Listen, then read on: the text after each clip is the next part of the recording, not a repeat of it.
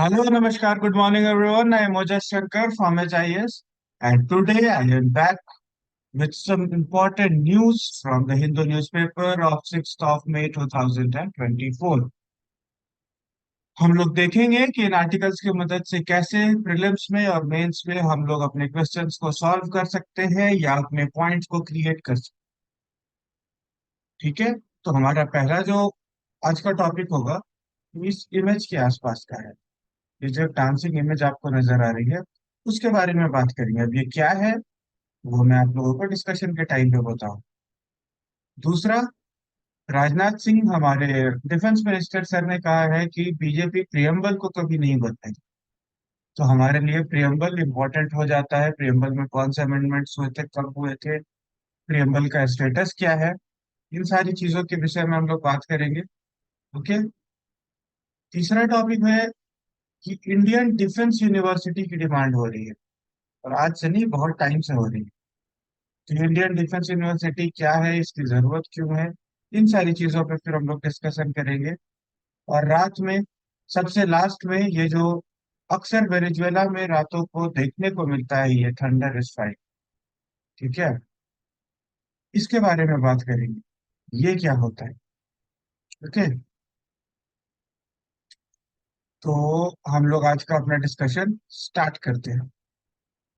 तो देखिए, सबसे पहले तो आप ये इमेज अगर आप देख रहे हैं, काफी खूबसूरत इमेज लग रही है ना। पर ये आदमी ऐसे फूल पत्ते पत्तियां पहन के इस लड़की के साथ क्यों डांस कर रहा है। और इस लड़की ने भी बहुत सारे जगहों पे पत्तियां पहन रखी है अपने सर पे, इनके कपड़ों में पत्तियां नजर आ रही हैं, लीव्स नजर आ रहे हैं। ऐसा क्यों हो रही है? क्योंकि ये फेस्टिवल का सेलिब्रेशन कर रहा है, they are celebrating a festival. और उस फेस्टिवल का क्या नाम है? उस फेस्टिवल का नाम है सेल्टिक फायर फेस्टिवल। क्या नाम है? Celtic fire festival. अब आप बोलेंगे कि सर ये फेस्टिवल सेलिब्रेट हो रहा है तो आप हमें क्यों बता रहे हैं? आपको इसलिए बताया जा रहा है क्योंकि हिंदू न्यूज़पेपर में ना कभी कभी ऐसे इमेजेस के नीचे छोटा सा कैप्शन दिया रहता है, और इससे एक आध बार क्वेश्चंस आ चुके हैं। ठीक है, इससे एक आध बार क्वेश्चंस आ चुके हैं ऐसे इमेजेस के नीचे से। तो अब कहीं मान लीजिए कि पेयर वाले क्वेश्चन में दे देता है कि सेलेक्ट द करेक्ट पेयर, और वहां पे सेल्टिक फायर फेस्टिवल दे देता है, तो आप उसका ऑप्शन क्या टिक करोगे? तो अब आपको उसका ऑप्शन टिक करना है इंग्लैंड। क्या? Celtic fire festival. अब ये सेल्टिक फायर फेस्टिवल क्या होता है और इंग्लैंड के किस हिस्से में मनाया जाता है? तो ये जो सेल्टिक फायर फेस्टिवल है ना, ये साउदर्न इंग्लैंड का काफी इंपॉर्टेंट एक फेस्टिवल में से आता है। क्यों? क्योंकि ये जो फेस्टिवल है वो वहां पे समर स्टार्ट होने के बिगिनिंग का इंडिकेटिव है। मतलब जैसे हमारे यहाँ पे बहुत सारे फेस्टिवल हैं जो अलग अलग सीजन से जुड़े हुए हैं। जैसे मकर संक्रांति है, उसके बाद हमारी सरस्वती पूजा है, उसके बाद हम लोग कहते हैं सरस्वती पूजा आ गई, तो इसके बाद हमारे अ, वसंत ऋतु स्टार्ट हो जाएगी, कहते हैं। तो उसी तरीके से भी इनका यहाँ पे सेल्टिक फेस्टिवल है, सेल्टिक फायर फेस्टिवल है। ये जो फेस्टिवल है इसके बाद ये लोग मानते हैं कि समर इनके यहाँ पे स्टार्ट होता है। और अब समर इनके यहाँ स्टार्ट होता है तो ये इनके लिए इतनी इंपॉर्टेंट बात क्यों है? ये इनके लिए इतनी इंपॉर्टेंट बात इसलिए है क्योंकि ये हमारी तरह नेचर के द्वारा ब्लेस्ड नहीं है। इंग्लैंड का जो देश है ये, इंग्लैंड जो देश है ये कॉम्पेरेटिवली बहुत ठंडा प्रदेश है। यहाँ पे टेम्परेचर मोस्टली लो रहता है। ओके। यहाँ पे बर्फबारी होना बहुत आम बात होता है ठंड के दिनों में। ठंड बहुत ज्यादा पड़ती है। उस समय लोगों की दिनचर्या बहुत खराब हो जाती है, their day to day life commute becomes difficult. उन लोगों को धूप देखे हुए भी बहुत समय बीत जाता है। इसलिए जब गर्मियां आती है, ये लोग अपने उस चीज को, वो कमी जो है धूप की, उसको मिटाते हैं इन लोगों का। मतलब सनबाथ लेना और ये सारी चीजें आप लोगों ने सुना होगा, वो करते हैं। तो ये जो इंग्लैंड का साउदर्न रीजन है, ये यहीं पे ये सेल्टिक फेस्टिवल सेलिब्रेट किया जाता है। ओके। अब देखिए, इंग्लैंड जब न्यूज में है तो उसके आसपास का एक बार हम लोग मैप भी देख लेते हैं। इंग्लैंड के पास क्या है? नॉर्थ सी है। ओके। इधर साइड में क्या है? अटलांटिक ओशियन है। और यहाँ पे है इंग्लिश चैनल। इंग्लिश चैनल किसके किसके बीच में है? इंग्लैंड और फ्रांस के बीच में। इंग्लिश चैनल किसके किसके बीच में है? इंग्लैंड और फ्रांस, इन दोनों देशों के बीच में है। ये याद रखना है। हो सकता है ऐसे क्वेश्चन प्रीलिम्स में पूछ दे। ओके। इंग्लैंड और फ्रांस के बीच में क्या है? इंग्लिश चैनल है। ओके। इसलिए ये हमारे लिए थोड़ा सा इंपॉर्टेंट हो जाता है। Okay. Now moving on to our next article. इस आर्टिकल में है कि BJP government will never change the preamble, Rajnath Singh.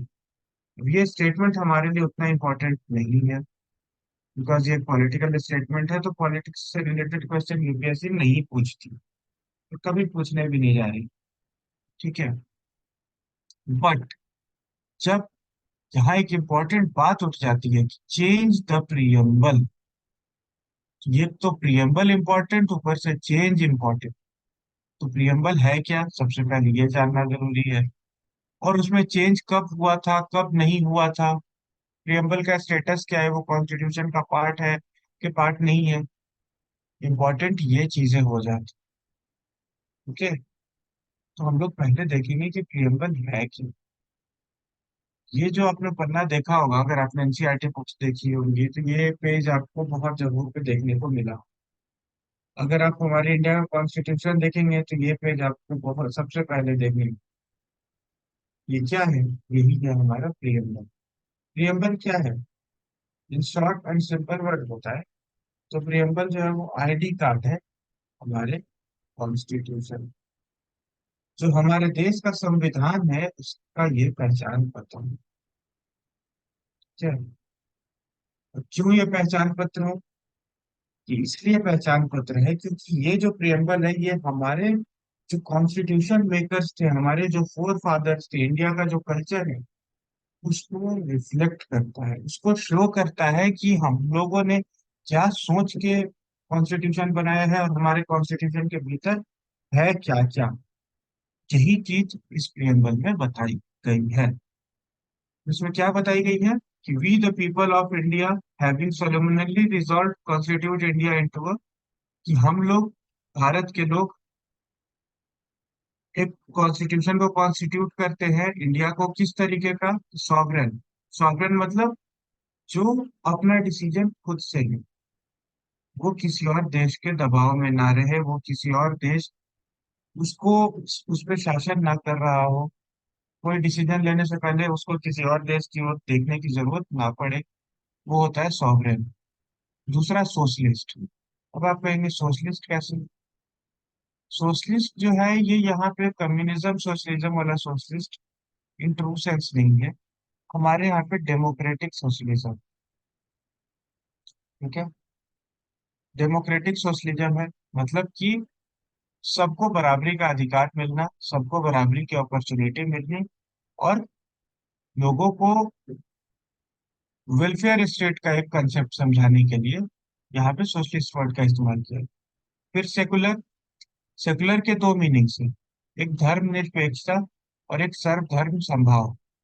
मतलब एक निगेटिव और एक पॉजिटिव। धर्मनिरपेक्षता मतलब the separation between the state and religion. और दूसरा है every religion will be equal in the eyes of the state. And India followed the second thing, which is positive form of secularism, that every religion is equal in the eyes of state. Okay.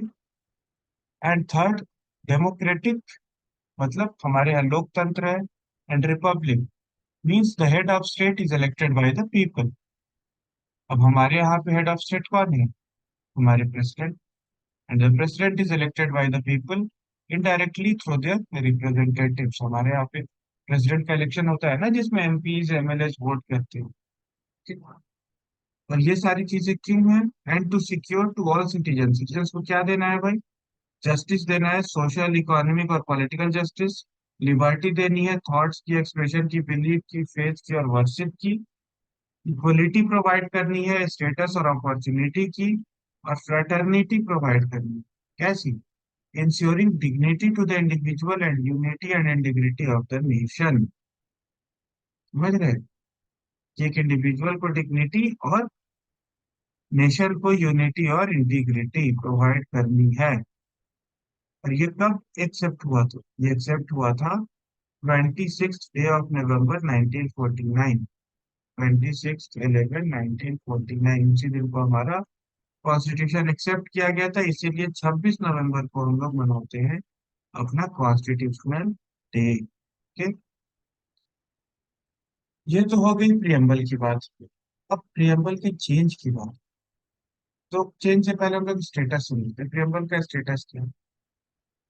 बहुत सारा case हुआ, supreme court ने अलग अलग interpretation दी है, but lastly जिसका decision follow होता है वो है केशवानंदा भारती केस। आपने नाम इस केस का सुना होगा। केशवानंदन भारती केस जो है वो 1973 में आया था।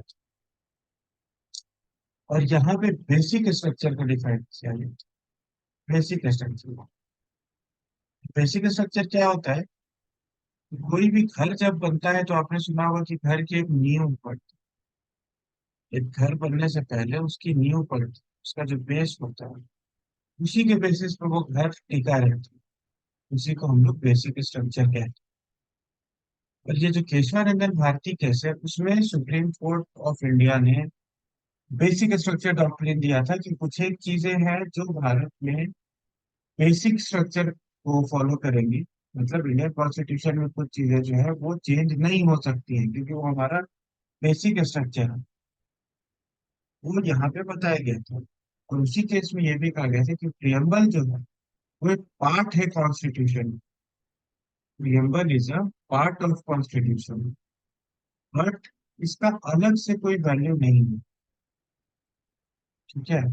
अलग से कोई वैल्यू नहीं है। इसका जो वैल्यू है वो किसी अदर पार्ट के साथ मिला के होगा। जैसे सेक्युलर वर्ड है, सेक्युलर वर्ड अगर किसी आर्टिकल में कॉन्स्टिट्यूशन के मेंशन है उस बेसिस पे ही इसका इंटरप्रिटेशन किया जाएगा। लेकिन ये पार्ट जरूर, और इसमें अमेंडमेंट हो सकता है। अगर पार्ट है तो ऑब्वियसली अमेंडमेंट होगा। और उसी डिसीजन के बाद इसमें अमेंडमेंट हुआ था। ठीक है? ये चीज हुई। और इसके बारे में एक और चीज कहा जाता है, कौन से प्रियम्बल के बारे में। प्रियम्बल जो है वो हमारा आइडेंटिटी कार्ड। और ये 26 में जब चेंज आएगा तो 368 के अंदर में वो चेंज नहीं होगा। ये नॉर्मल कॉन्स्टिट्यूशन चेंज मतलब ये जो है 368 के अंडर में ही चेंज होगा। ये नॉर्मल कॉन्स्टिट्यूशन चेंज की तरह नहीं होगा। तो अब सवाल आता है कि क्या कभी कॉन्स्टिट्यूशनल अमेंडमेंट कुछ में इसमें चेंज लाया गया है? तो जवाब है जी हाँ, आया गया। कब लाया? 42nd constitutional amendment. हमारी former prime minister Indira Gandhi ji के टाइम बहुत सारा कॉन्स्टिट्यूशन में चेंज लाया गया था 42nd कॉन्स्टिट्यूशनल अमेंडमेंट से। उस अमेंडमेंट को मैंने कॉन्स्टिट्यूशन भी किया। उसी समय हमारे प्रियम्बल में भी चेंजेस लाए गए थे। और प्रियम्बल में 3 नए वर्ड्स को ऐड किया गया था। और वो 3 नए वर्ड्स कौन कौन से थे? वो 3 नए वर्ड्स थे सोशलिस्ट, सेकुलर एंड इंडियन। ये तीनों शब्दों को, इन तीनों वर्ड्स को ऐड किया गया था। सबसे पहले हम लोग देखते हैं वर्ड सोशलिस्ट क्या है और इसको उसी समय क्यों ऐड किया गया था। दूसरा सेकुलर वर्ड क्यों ऐड किया गया था और इंटीग्रिटी क्यों ऐड किया गया था और इसका कोई रिपरकशन हुआ या नहीं हुआ। तो ये जो सोशलिस्ट वर्ड था ये डेमोक्रेटिक सोशलिज्म वेलफेयर स्टेट को शो करने के लिए था। एक तो ये पॉइंट है। दूसरा ट्रिविया ये है, लोग कहते ये है कि मतलब उस समय इंडिया और रशिया का रिलेशन काफी अच्छा हुआ करता। एंड रशिया उस समय कोई देश था नहीं। रशिया जो था वो यूएसएसआर था, यूनाइटेड सोवियत सोशलिस्ट रिपब्लिक। यहाँ पे जो सोशलिस्ट था ना, इसके इन्फ्लुएंस में आके यहाँ पे सोशलिज्म लोग को ऐड किया गया था। बट वो ट्रू सेंस में रशियन सोशलिज्म के बारे में नहीं था। वो जो सोशलिज्म था वो वेलफेयर स्टेट सोशलिज्म यहाँ पे बात हुई थी। ओके। दूसरी चीज है सेकुलर। सेकुलर वर्ड को यहाँ पे ऐड क्यों किया गया था? क्योंकि इंडिया में इतनी ह्यूज डाइवर्सिटी है, इतने सारे रिलीजन है, इतने सारे लोग हैं जिनका अलग अलग फेथ है। उन सबको एक एकोमोडेशन देने के बाद में इस पे केस भी हुआ। तो सुप्रीम कोर्ट ने बोला ये जो सेकुलर शब्द है वो भले ही प्रियम्बल में बाद में ऐड हो, but the soul of secularism lies in the Constitution of India. Indian Constitution is itself a secular document. So adding or subtracting this word will not make any substantive changes in the Constitution of India or its interpretation. So it's just fine. Okay. And the last word is integrity. Integrity word को add किया गया था ये show करने के लिए कि किसी पूरे देश को हम लोगों को एक करके चलना है। अलगाववाद की भावना नहीं आनी चाहिए। There should not be any thought of making any separate state from India. There should be only one nation which is united and integrated throughout its one. Okay. ये बात थी प्रियम्बल के बारे में। प्रियम्बल से बहुत सारे क्वेश्चन प्रीवियस ईयर में प्रीलिम्स में आ चुके हैं, बहुत सारे क्वेश्चन आए, इसलिए इसको बहुत ध्यान से पढ़ने की जरूरत है। क्या है? अब आपसे अगर पूछा जाए कि ओरिजिनल फॉर्म ऑफ प्रियम्बल में कौन कौन से वर्ड्स मेंशन थे, उसमें जैसे ही आप सोशलिस्ट सेकुलर इंटीग्रिटी देखेंगे आप उसको हटा देंगे। एक प्रीवियस ईयर में क्वेश्चन आया था कि कौन सा प्रियम्बल का स्टेटस क्या है। उसका स्टेटस है part of constitution and have no effect without any other part. Okay. I hope ये आपको समझ में आया होगा। ये बहुत इंपॉर्टेंट है, इसको ध्यान से पढ़ें। अब नाउ दिस आर्टिकल, यह आर्टिकल जो है वो कहता है कि it's time to operationalize Indian defence university, IDU. IDU की डिमांड क्या है सुन। उससे पहले ये बहुत अच्छा सा कोट है जो जिस कोट से इस आर्टिकल की स्टार्ट किया गया है। चलिए, थ्योडाइडिस का उसमें क्या कहा गया है कि Greek thinker Thucydides is said to have remarked that nation which makes a distinction between the scholar and its warrior will have its thinking done by cowards and fighting done by fools। मतलब अगर कोई देश अपने सोचने का नजरिया, अपने सोचने का तरीका किसी स्कॉलर पे छोड़ देता है और लड़ने के लिए सिर्फ और सिर्फ वॉरियर्स को छोड़ देता है, तो वो देश जो होगा वहां पे सिर्फ कमजोर लोग, कायर लोग जो हैं वो सोचेंगे और बेवकूफ लोग युद्ध करेंगे। ऐसा थ्योडाइटिस का मानना था। और इस आर्टिकल के साथ इसकी शुरुआत की गई। क्यों? क्योंकि इनका मानना है कि जो हमारे डिफेंस पर्सनल है उनका एजुकेशन और बढ़िया तरीके से करना चाहिए, इंटीग्रेटेड वे में किया जाना चाहिए। तभी जाके हमारे यहाँ पे प्रॉपर डिफेंस इंटीग्रेशन हो पाएगा। और ये कैसे होगा? ये तब होगा जब हमारे यहाँ पे डिफेंस यूनिवर्सिटी स्टैब्लिश होगी। क्योंकि पाकिस्तान जो है हमारा पड़ोसी देश, वहां पे भी कहा जा रहा है कि दो यूनिवर्सिटी है। पता नहीं वहां पे दो यूनिवर्सिटी है उसमें पढ़ाई क्या हो रही है। ठीक है। खाने के पैसे तो है नहीं वो यूनिवर्सिटी, चलो ठीक है खैर। चाइना में भी तीन यूनिवर्सिटी है। बहुत सारे डेवलप्ड देशों में एक डिफेंस यूनिवर्सिटी है। बट इंडिया का जो ये इंडियन डिफेंस यूनिवर्सिटी का डिमांड है ये बहुत लंबे समय से पेंडिंग है। क्या है? अब ये जरूरी क्यों है? What is the need of this? Need ये है कि कैरेक्टर बनाए गए। It will impose a character of premium military education. मतलब एजुकेशन नहीं, ये फोकस करेगा यहाँ पे आप जाइएगा कि बीएससी इन जूलॉजी कर ले या फिर हम बीए इन हिस्ट्री कर ले, तो वो नहीं होगा। ये स्पेशलाइज मिलिट्री एजुकेशन में होगा, मिलिट्री टैक्टिक्स में ही यहाँ से पढ़ाई होगी। और इस मिलिट्री टैक्टिक्स में पढ़ाई होने की जरूरत क्या है? The changing dynamic and chaotic character of warfare. ये वॉरफेयर जो आज का है वो पहले की तरह नहीं है कि युद्ध पे कुछ लोग आएंगे हथियार लेके आएंगे और आप उनसे युद्ध लड़ लोगे, नहीं।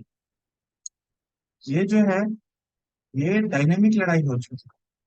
वो वॉरफेयर, साइबर वॉरफेयर भी चल रहा है, सोशल मीडिया पे वॉरफेयर वॉरफेयर भी चल रहा है। और हो सकता है कि वो आप पे ड्रोन अटैक भी कर दे। और उसके साथ साथ वो जो सेना पे अटैक बाउंड्री पे होता है तो वो तो होगा ही होगा।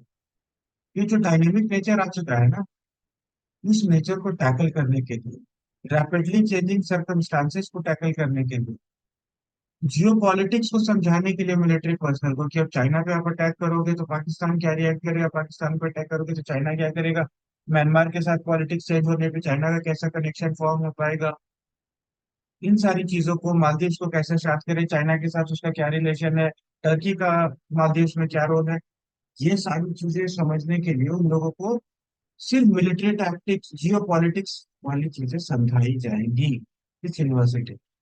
इसलिए इसकी जरूरत है, प्रोफेशनल मिलिट्री एजुकेशन की नीड है। अभी यहाँ पे एक केस स्टडी दिया गया। केस स्टडी दिया कि Goldwater Nicholson defence reorganisation act आया 1996 में यूएस में।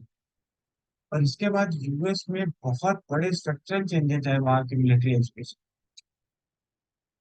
वहाँ के डिपार्टमेंट ऑफ डिफेंस ने अलग अलग फैकल्टीज एस्टेब्लिश की, सिविलियन, मिलिट्री। और वहाँ पे अलग तरीके से पढ़ाई स्टार्ट, वॉरफेयर को भी। तभी आज यूएस वर्ल्ड की सबसे मोस्ट पावरफुल आर्मी है, विच इज द ट्रुथ। तो हम लोगों को ये चीज समझना होगा कि हमारी जो कंडीशन है, भारत की जो कंडीशन है, ये बहुत एक क्रिटिकल कंडीशन में हमारा देश है। क्योंकि हमारे दोनों तरफ, हमारे ये जो, अगर आप कश्मीर का मैप देखेंगे तो हमारे कश्मीर पे एक तो चाइना का भी इलीगल ऑक्यूपेशन है और पाकिस्तान का भी इलीगल ऑक्यूपेशन है। इधर साइड में हमारे पाकिस्तान है, इधर साइड में चाइना है, जिसका तिब्बत से मतलब भारत की बाउंड्री लगती है, और तिब्बत को फिलहाल चाइना ने कैप्चर कर लिया। एक छोटी सी बॉर्डर यहाँ हमारी अफगानिस्तान से लगती है, जो कि अभी फिलहाल पीओके में है। तो हमारे यहाँ पे वॉरफेयर के लिए बहुत नए नए तरीकों का इस्तेमाल ये लोग कर सकते हैं। And to tackle it, we need Indian defence university where we can train our military personnel in different warfare techniques, different technological aspects of war, and geopolitics of the war. Okay, that's why it is much needed. अब जब mains question आप लिख रहे हो, कोई internal security पे बात हुई है, तो there you can mention about Indian defence university, पर काफी अच्छा पॉइंट है। ठीक है। और वहां पे अगर आपने एडमिरल करमवीर सिंह को मेंशन कर दिया, या as per admiral Karambir Singh, तो जो करमवीर सिंह है वो हमारे 24th chief of naval staff है। दैट मीन्स इनकी बात का एक अलग वजन है, ही इज एन एक्सपर्ट, इनकी बात का एक अलग वैल्यू हो। ओके। अब क्या है कि ये ऐसे नहीं कह रहे हैं कि अगर सर ये बात कह रहे हैं तो ये सिर्फ ऐसे ही नहीं कि सर के मन में एक भावना उठी और सर ने ये बात कह दी, नहीं नहीं, ऐसी बिल्कुल भी बात नहीं है। ये आजादी के बाद ही, 1947 के बाद ही ये चीज रियलाइज हो चुकी थी कि हमें इंडियन डिफेंस यूनिवर्सिटी चाहिए। चीफ ऑफ स्टाफ कमेटी जो थी हमारी 1967 वॉर के बाद, उन्होंने डिफेंस सर्विसेज यूनिवर्सिटी बनाने की डिमांड उसी समय रखी थी। तो ये याद रखिएगा आप कि चीफ ऑफ स्टाफ कमेटी ने 1967 में डिफेंस सर्विस यूनिवर्सिटी बनाने की बात कही थी। और 1982 में स्टडी ग्रुप एक कॉन्स्टिट्यूट हुआ था, उसने भी यही बात कही थी कि एक एपेक्स यूनिवर्सिटी बननी चाहिए, इंडियन डिफेंस यूनिवर्सिटी जैसी। ओके। और तीसरा रिकमेंडेशन आया था के सुब्रमण्यम सर के चेयरमैनशिप में, कारगिल कारगिल कॉन्फ्लिक्ट के बाद जो कमेटी बनी थी उसमें। और उसमें जो 2010 में रिकमेंडेशन आया था कि आईडीओ बनना चाहिए, और इसका अप्रूवल भी मिल गया था। Approval was accorded for setting up the IDU in Gurugram, Gurgaon. जो पहले गुड़गांव था अभी गुरुग्राम हो चुका है, यहाँ पे आईडीओ को बनाने के लिए अप्रूवल भी मिल चुका है। बट जो प्रोग्रेस है वो बहुत slow। तेजी से काम नहीं हो पा के और ये तेजी से काम नहीं हो रहा है, दैट मीन्स हम लोग मिलिट्री पीछे होते जा रहे हैं, which is not good for India. तो आप कहोगे तो सब कैसे पीछे होते जा रहे हैं? हमने तो सुना है सर कि आईएमए होता है, ओटीए होता है, एयरफोर्स का अलग ट्रेनिंग है, नेवी की अलग ट्रेनिंग है, सीआरपीएफ की अलग ट्रेनिंग होती है। ये जो है आपका सरदार वल्लभ भाई पटेल जो है, हैदराबाद में आईपीएस की ट्रेनिंग हो रही है। तो मिलिट्री ट्रेनिंग के लिए तो बहुत सारे इंस्टीट्यूट है सर। सर वो इंस्टीट्यूट्स हैं ट्रेनिंग के, वहां पे ट्रेनिंग होती है, क्या है? वहां पे वो यूनिवर्सिटी नहीं है, वहां पे उसके लिए अलग से पढ़ाई नहीं हो रही है, नहीं। वहाँ ट्रेनिंग हो रही है, आईएमए में मिलिट्री की ट्रेनिंग होती है, उन लोगों को सिर्फ मिलिट्री टैक्टिक्स के बारे में पढ़ाया जाता है। एसबीपी हैदराबाद में पुलिसिंग की ट्रेनिंग होती है। बट अगर कोई यूनिवर्सिटी होगी तो वो ओवरऑल नेशनल सिक्योरिटी के बारे में पढ़ा, वॉरफेयर टेक्नोलॉजी से लेके जियो पॉलिटिक्स हर चीज के बारे में इन एंड आउट आप पाएंगे। स्पेसिफिक वही चीज के बारे में वहां पे बात हुई, ठीक है? तो वहां पे हम लोग अपने सारे डिफेंस फोर्सेस हो या पुलिस फोर्सेस हो, उन लोगों को भी भेज के वहां पे स्पेशल ट्रेनिंग दिलवा सकते हैं। समझ रहे हो? That will be very beneficial for our. और ये क्यों इतना स्लो प्रोसेस हो रहा है कि हमारे यहाँ मल्टी डिसिप्लिनरी अप्रोच फॉलो अच्छे से नहीं हो पा। बट इसको करना होगा। और जो भी इस यूनिवर्सिटी से एफिलिएटेड कॉलेजेस होंगे, उन कॉलेजेस में एक प्रॉपर करिकुलम होगा, उस करिकुलम को फॉलो करना होगा आपको। आपको देखना होगा कि आपके यहाँ पे जो ट्रेनिंग हो रही है वो सही से हो रही है कि नहीं। आपके जो स्टाफ होंगे वो वेल क्वालिफाइड फैकल्टी होने चाहिए, एकेडमिशियन, रिसर्च स्कॉलर जो पीएचडी किए हों डिफेंस स्टडी में ही, या फिर serving and retired officers of military and civil services हो। जब कोई मान लीजिए कि कोई मेजर पोस्ट पे है, मेजर तो खैर फिर भी उतना वो नहीं, मतलब बड़ा पोस्ट है, बट कोई हाईली एक्सपीरियंस्ड कर्नल ग्रेड के लोग, जनरल ग्रेड के लोग, वो लोग आके ट्रेनिंग दे रहे हैं नए लड़के लड़की। उनके पास एक एक्सपीरियंस है, उनके एक्सपीरियंस आपको सीखने को मिलेगा। कोई बहुत सीनियर ब्यूरोक्रेट है, सिविल सर्वेंट है, वो ट्रेनिंग दे रहा है, आपको उसके एक्सपीरियंस से सीखने को मिलेगा। वो बहुत बड़ा एकेडमिशियन है, वो नई नई चीजें लेके आएगा या आएगी। समझ रहे हो? That's why we need it. और वहां पे जितने भी सब्जेक्ट रेलेवेंट है नेशनल सिक्योरिटी और डिफेंस से, चाहे वो साइंस हो चाहे वो ह्यूमैनिटीज हो, इन सब की पढ़ाई वहां पे कराई जाएगी, ठीक है? अब इसका कहा जाता है कि एक राष्ट्रीय रक्षा यूनिवर्सिटी है, राष्ट्रीय रक्षा यूनिवर्सिटी है गुजरात में, इससे इसको कंपेयर किया जाए। तो यहाँ पे इस आर्टिकल में कहना है कि राष्ट्रीय रक्षा यूनिवर्सिटी जो है वो डिफेंस के लिए स्पेसिफाइड नहीं है, ये सोनली मिलिट्री बेस पे नहीं है, इसलिए दोनों एक, हम लोग दोनों को नहीं कह सकते। हमें अपने आप को मिलिट्रीली प्रिपेयर करने के लिए, में स्ट्रेटेजिक कल्चर को इम्प्रूव करने के लिए, इंटर सर्विसेज इंटीग्रेशन के लिए, ज्वाइंट वॉरफेयर टेक्निक्स को डेवलप करने के लिए ये चीज जरूरी है। इस तरीके से आर्टिकल को खत्म करते हैं, बट उससे पहले मैं दो तीन टर्मिनोलॉजी डिस्कस कर देता हूँ आज। सबसे पहले इंटर सर्विस इंटीग्रेशन क्या है? Inter service integration,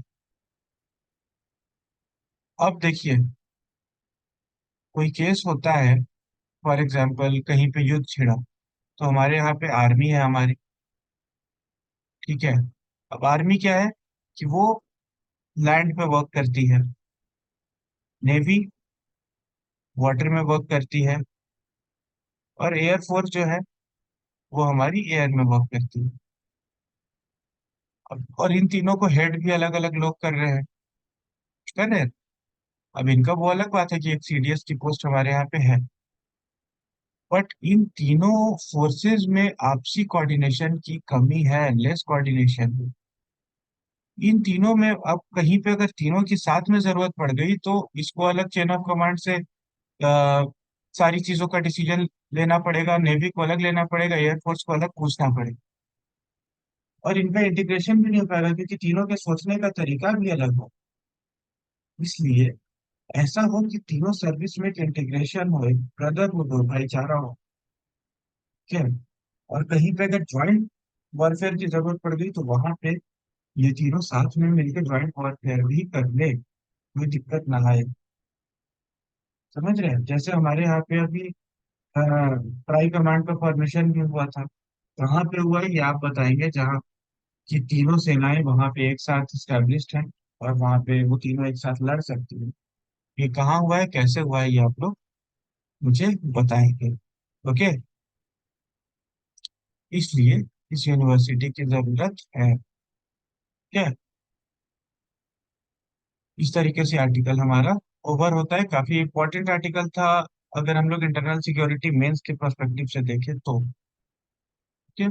now moving to our last article of the day. अब ये देखिए, ये इमेज देखिए पहले आर्टिकल को डिस्कस करने से पहले। ऐसा लग रहा है ना कि जैसे आसमान से एकदम बिजली जो है वो पानी में गिर रही हो। जो इलेक्ट्रिक शॉक है यहाँ पे, पूरा एकदम ऐसे गिर रहा है, बहुत मतलब शायद देखने में बहुत खूबसूरत और डरावना भी लगता होगा। ये जो है, ये जो लाइटनिंग है, इसको कैटाटुम्बो लाइटनिंग कहते हैं। और ये कहाँ पे होती है? ये होती है वेनेजुएला में। वेनेजुएला कहाँ पे है? ये साउथ अमेरिका का एक देश। और वेनेजुएला में ये सेम नाम की एक नदी, Catatumbo, I think I am pronouncing it correct, मैं भी अगर गलत कर रहा हूँ तो आप बताइएगा। जो कैटाटुम्बो नाम की जो ये रिवर है, वहीं पे ये चीज देखने को मिलती है। ये फिनोमेना वहीं पे देखने को मिलता है। और this phenomena primarily happens at the mouth of Catatumbo river. इसके मुंह, जहां पे से ये स्टार्टिंग होती है, इसका माउथ है, वहां पे होता है, जहां पे ये लेक मारा कैबियो से मिलती है। लेक मारा कैबियो, अब देखिए ये दो चीजें हैं, ज्योग्राफिकल लोकेशन। एक, कैटाटुम्बो रिवर कहाँ है? वेनिजुएला में है। ठीक है। और दूसरा मैराकैबियो लेक, लेक मैराकाबी, मारा काइबो, आई थिंक, पता नहीं प्रोनाउंसिएशन, बट आप समझ जाओ। लेक मारा काइबो। अब ये कहाँ पे है? ये वेनेजुएला में है। ये दोनों चीजें समझनी होगी कि मैच द पेयर वाला आ गया क्वेश्चन कि select which of the following pairs are correct. तो उसमें अगर ये ऑप्शन रहता है तो आपसे गलत नहीं होना चाहिए। कहाँ पे है? Catatumbo river, Venezuela, lake Maracaibo, largest lake of Venezuela. ये वहां पे जब मिलती है तो वहीं पे ये फिनोमेना होता है। अब यहाँ पे बताया गया है कि ये फिनोमेना क्यों होता है, कैसे होता है।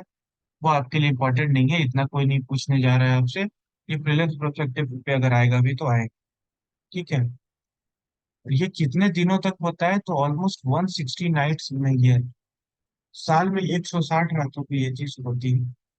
और एक एवरेज ऑफ 28 लाइटनिंग पर मिनट। एक मिनट में 28 लाइटनिंग, 28 लाइटनिंग जब ये पीक पे होता है। सोचो कैसा मतलब लगता होगा देखने में। इसीलिए उस जगह को, ये जो एरिया है उस एरिया को lightning capital of the world भी कहा। किस एरिया कहा गया है? वेनेजुएला के एरिया को कैटाकोम्बो के एरिया। ठीक है, कैटाकोम्बो के एरिया को कहा गया। ओके। अब हम लोग देख लेते हैं कि वेनेजुएला का है, तो ये हमारे साउथ इंडिया, साउथ अमेरिका का मैप है। मैं साउथ इंडिया कह रहा हूँ, बताओ। ओह, ये साउथ अमेरिका का मैप है। यहाँ पे ये जो देश है, ये है वेनेजुएला। वेनेजुएला के नॉर्थ में है कैरेबियन सी। आपने वो पायरेट्स ऑफ कैरेबियन मूवी देखी होगी ना, नाम सुना होगा उसका। वो यही के कहानी के, मतलब यही का एक फिक्शनल स्टोरी पिक किया गया था। ये वेनेजुएला है, और यहीं पे है वो हमारा कैटाकुम्बो रिवर, जहाँ पे होता है कैटाकुम्बो लाइटनिंग। ठीक है। इस तरीके से हमारा ये आज का डिस्कशन ओवर होता है। जो भी इंपॉर्टेंट आर्टिकल्स मुझे लगे हैं मैंने उनको डिस्कस किया। आप फीडबैक में बता सकते हो कि आपको सेशन कैसा लगा। कल फिर इसी टाइम पे आपके साथ कल के न्यूज़पेपर के एनालिसिस को लेके मैं मिलूंगा। तब तक के लिए signing out, Ojas Shankar, have a great day.